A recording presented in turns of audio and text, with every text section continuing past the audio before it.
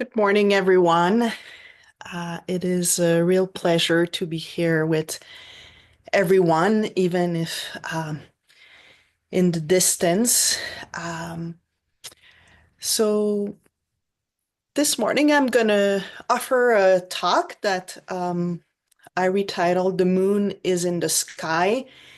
If you looked at the newsletter, it had a different title that was broad enough so it felt that it had different places to grasp and develop from. But when I started reworking the talk, it was actually almost a full moon, which is every day.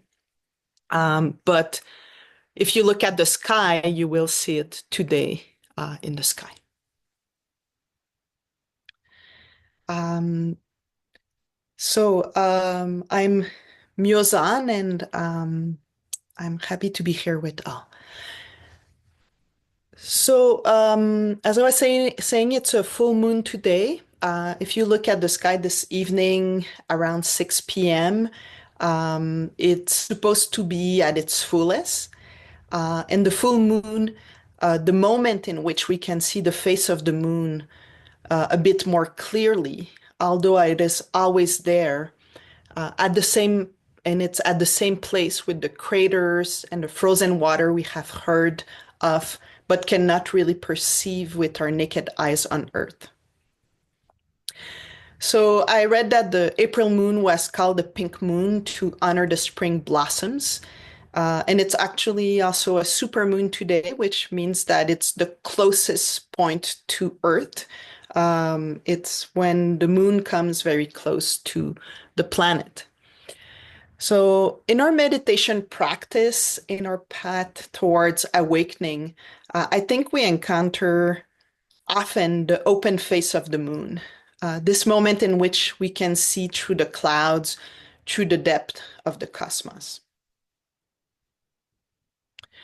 So, a few years ago, I wrote a little story reminiscing on the first days of my meditation practice, and it seems to me that this story captures a moment when you notice something, like the full moon, a moment when you realize, oh, this is what's going on in my mind.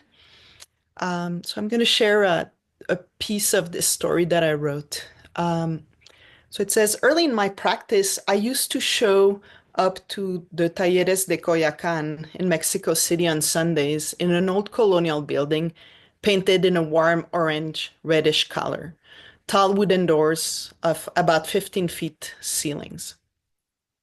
I had already read about meditation practice, but now this was me showing up to the session of the Western Buddhist order, now renamed the Tritana Buddhist Community. Beginners learn two practices, the development of loving kindness and breath perception meditation in a Vipassana style. My friend Monica brought me to the place for the first time. I was in love with her back then. In fact, obsessed with her, and sitting meditation helped me notice that all my thoughts emerging on a Sunday morning were about her. Wow, you're obsessed, I noticed. I was obsessed. I was obsessed with her, and she was obsessed with power, money, and prestige. To her, I was a kid in rags teaching English and French early in the mornings and unable to finish my dissertation at the time.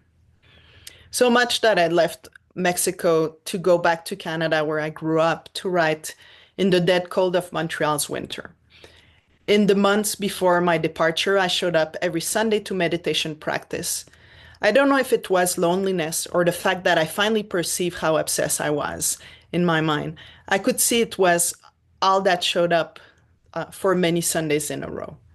Or maybe something in me that was immediately intrigued by this practice. Something ancient, pristine, a murmur that went down the path of time many moons before. The Buddha, the 16 guardians, or my buttocks on the cushion, and my focus on the breath every Sunday. So in this story that I read an excerpt of, we see the reasons aside this moment. I realized that I was upset was like a boom, like there were my thoughts, and I could clearly see where my mind spent attention and energy. It was like lifting my head and noticing that clouds have dissipated and there's a whole galaxy up there. Or at least this is how I call it. What I think I really see are white luminous dots in a bigger circle that I learned to call the moon or la luna or la lune. So many meditation traditions require us to start with the breath. I certainly did and was asked to pay attention to things that I think I had really never thought of before or really spent any time thinking about. Um, there were questions that were asked, such as, is your breath warmer when you inhale or when you exhale? When you truly ask questions, you can probably feel a few degrees difference when your breath comes out. I was asked, is your breath deep today or is it shallow? Um, where do you feel the air more clearly? Is it at the tip of your nose at the moment when you are inhaling? And can you even feel like this last moment when the air is coming out of you and you are breathing out, and it's really the last moment of contact between your breath and your nostrils? So, can you feel that? Or can you feel it coming down your throat or even your lungs expanding? If you pay a lot of attention, can you feel your lungs? So, where is it that you truly feel the breath? These are very simple questions and about something very intimate, very present every day, but not obvious. Really like the moon in the sky, but not noticing it until you shift your attention in that direction. And I was reminded of a story, thinking about that. I have, or not reminded, it came to mind that I have heard about Dogen Zenji, the founder of the school of Soto Zen in the 13th century, um, that says that upon returning to Japan from China, where he had experienced profound enlightenment, Dogen was asked what he had brought back from China. And perhaps it was some new texts or sacred objects or some esoteric rituals, but actually Dogen replied, my nose is vertical and my eyes are horizontal. So, in a sense, it is what it is, right? Like it has been there all along. The air is cooler when I inhale, and then when I exhale, I can notice that it's warmer. Um, Maybe I noticed that my breath is a little bit shallow today or shallower than it was last night. And the air goes through my nostrils, then through my throat, and so on. Um, it is pretty simple. And I thought that it was interesting when I heard that the Chinese characters of the word sesshin, like the 7 days meditation retreats we take part in, mean pointing towards simplicity. So nothing extraordinary, but yet revolutionary. Revolutionary for sure in a society in which we are rarely encouraged to notice these simple facts, and revolutionary in the ways I expand my ways of being in the world, inhabiting every crevice I have never seen, I had never known I was in. So sometimes what begins to seem a bit more delineated in our practice, like a curtain lifting, is in our surroundings. Sometimes the tree in the distance seem very tree. Sometimes the grass is very grass. I have a clear memory that has stayed with me for years. When at a certain moment I was cutting limes, and I realized that there were no thoughts in between. I was just making lime water, and I was just fully present with cutting the lime. And I thought, wow, this feels nice. And obviously, at that moment, right, like you become separate with what you're doing. You're adding a comment, you're judging, you're evaluating. And that's okay in a sense, right? Like this is just how we're wired. This is what our mind does. Through our practice, uh, there are increasing moments of clarity. And interestingly, it's not necessarily when I'm better able to describe a moment or a situation, but rather just with the moment. No filter, no separation, just with the moment.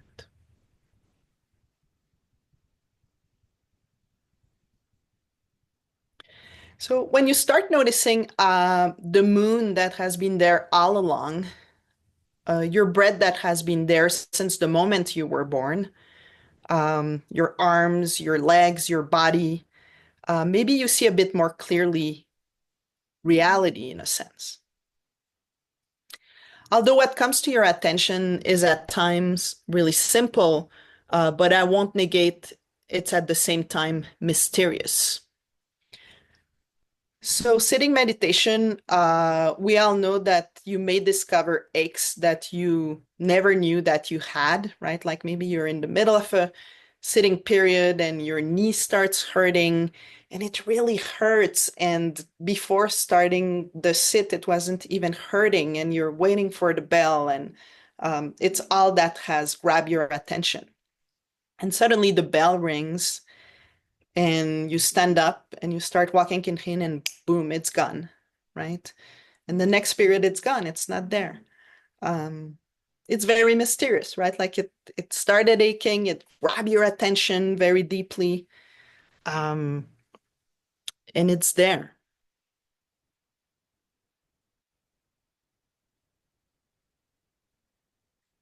Um, so where did the pain go? Was it even real? What were you truly noticing? Or you're sitting and this time you are really um, present with your experience. And suddenly it feels like your hands and arms are just one. It's not possible to describe where your arms begin or end. It's almost as if your body disappeared.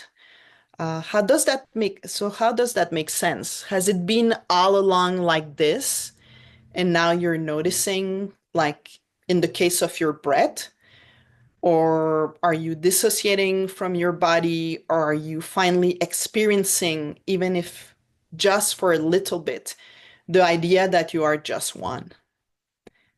And then the bell rings again, and you're walking in, and then it's all gone, right? So was that reality? What were you truly noticing at that moment, right? Like, is it like your breath, like, oh, all along I hadn't noticed that it's warmer when I breathe out? Is it that all along your arms and your hands and your body feels all at one and that you're noticing it for the first time? Or is it, what is it, right?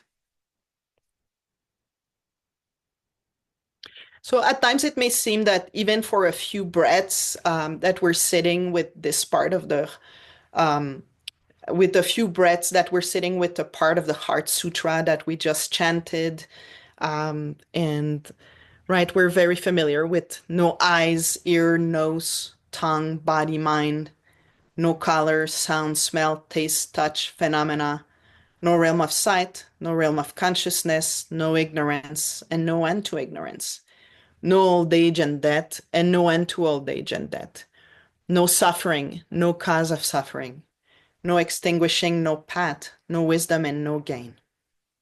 So it's pitch black, right? Like there are no sounds, nothing for a moment, for a split of a second even. And you notice this.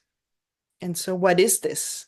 Is it has it always been there like the moon behind the clouds or the moon during the day that you don't see? Um, is it just that we don't notice it?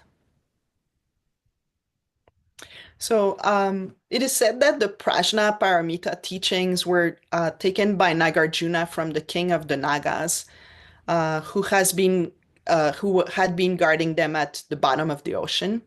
Um, so the Nagas are half snake and half human creatures that appear in Hinduism and Buddhism. and are at times seen as dangerous or evil, but really most of the time they are revered beings in the story. If I'm correct, I think Naga is the name of the horse at the abbey too, um, but doesn't look like a snake too, as far as I know. But there is the representation of a giant cobra you may have seen over the Buddha meditating while it rains. That is the king of the Nagas protecting the Buddha and protecting the samadhi, protecting the tradition. And so you might have seen that image that circulates. So I would have to study further snake symbolism in third century India to fully understand what snakes represented in Nagarjuna's time. But to my 21st century consciousness, I think of snakes as close to the earth, under the earth, in the depth of the earth. One of my favorite feminist texts I teach at times is called Borderlands La Frontera by Gloria Ansaldúa.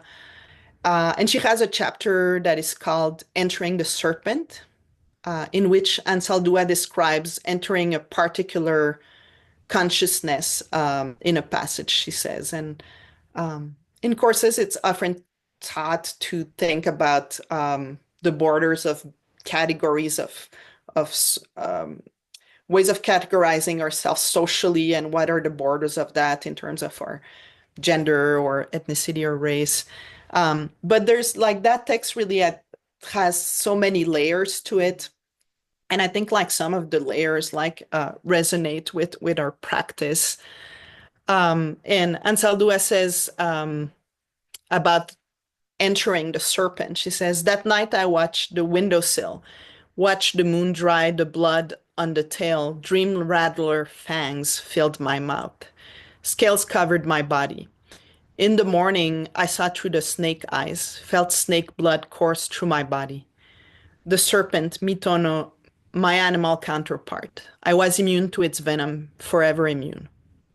I know things older than Freud, older than gender. She yeah. That's how I think of La Víbora, snake, woman, like the ancient Olmecs I know. Earth is a coiled serpent. 40 years it's taken me to enter in the serpent, to acknowledge that I have a body, that I am a body, and to assimilate the animal body, the animal soul. And she goes on in that excerpt to talk about Coatlique, who is a Aztec serpent goddess. And she's the mother of the sun, Huitzililopochtli, and the moon, Coyolxauhqui.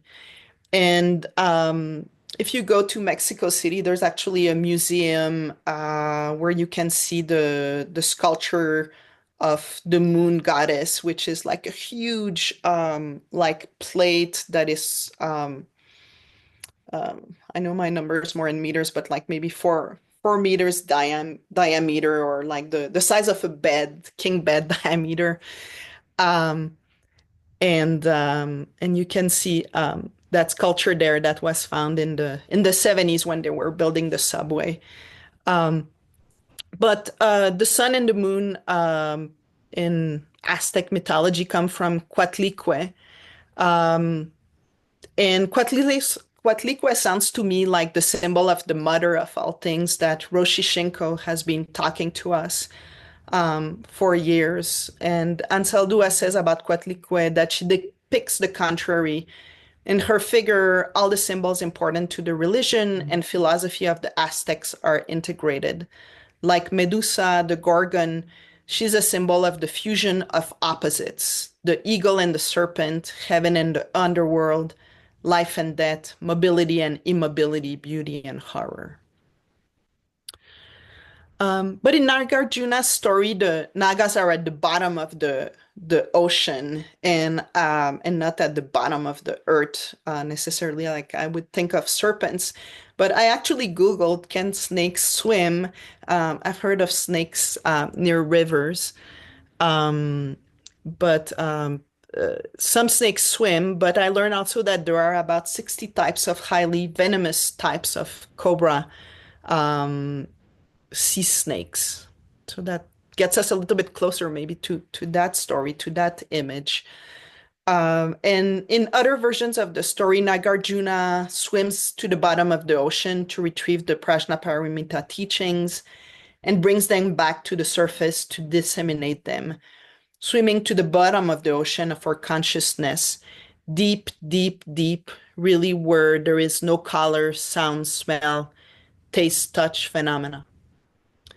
So where you come face to face with the mother of all things. And bringing back the Prajnaparamita teaching is probably a place very few connect with. But if you sat this morning, perhaps all of us who are here this morning have had a taste of that ocean, a taste of that salt water, of that great mother's milk. Even if for a split of a second when our mind opens and suddenly there's nothing for a split of a second and there is nothing and everything at the same time. So paying attention, keeping our concentration, coming back to the breath, keeping our concentration and coming back to our practice, coming back to the ocean. But how do we come back to something that always has been there, right? Like the moon. There may be clouds, or I might be inside and not see the sky, but it is always there. And it always has been there. So I remember my first Zen teacher at Cold Mountain Sangha in New Jersey saying that in a talk that while we don't control what happens in our sit and we may unpredictably stumble on this wide open space that feels very much like the edge of our unconscious, it is important to know the route of how we get there. So our practice changes. It is not about getting stuck in old tricks, but we know that there are things that in most circumstances help our practice, help us stay focused, mental notes that return us to the present. And it is not about, and it is about returning and returning and returning to this practice, making the effort, being intentional, getting our feet wet until we willingly or unwillingly let the ocean just take us and let us understand that we were the ocean all along. We were the moon. We were the sun. We were Coatlicue and all the saints that may resonate in the pantheons of our mind. We were the birds and the girl standing at the corner store. We were what we already knew all along. Ansel Dua says, at some point on our way to a new consciousness, we will have to leave the opposite bank, the split between the two mortal combatants, somehow healed so that we are on both shores at once, and at once see through serpent and eagle eyes. So on this thought, in this beautiful morning, I will leave you with the words of Taizan Matsumi Roshi's Shishin's Roshi teacher, who says, we call our life Buddha nature. Mountains and rivers and the great earth all depend on this nature. Strictly speaking, everything is no other than this nature. What is the Buddha nature? What is this Buddha nature? It is the absoluteness of life. It is our life. This is what all teachers in different times and places have dealt with. And now that is what you are dealing with too. The boundless life is the true life of each of us. Do you see?